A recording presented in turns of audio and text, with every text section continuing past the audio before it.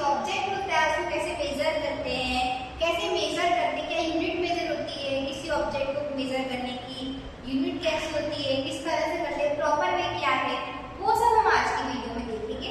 तो चलिए स्टार्ट करते हैं हमारी video. Why do we measure? अब सबसे पहले हमको मेजर करने की जरूरत पड़ी ही क्यों?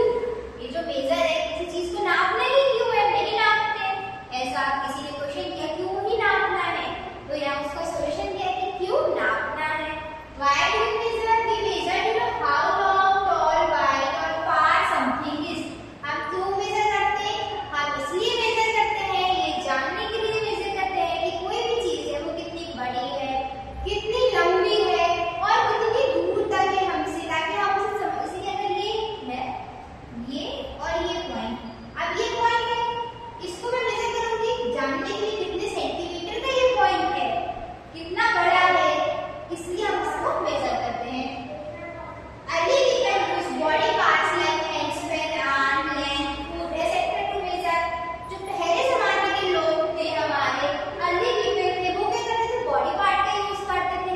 जैसे कि अगर उन्हें इसे नापना है तो वो ऐसे नापते थे, ये इतना बड़ा ये है, इस साइज का एक और चाहिए, या इतना बड़ा टुकड़ा है, अब इसे हमें और 10 टुकड़े करना है, या ऐसे इतने इतना इतना, या पैर से फुट से, वो लोग इस तरह से मेजर करते थे हमारे अर्ली पीपल, जो हमारे पहले के जमाने के लोग। फिर क्या हुआ?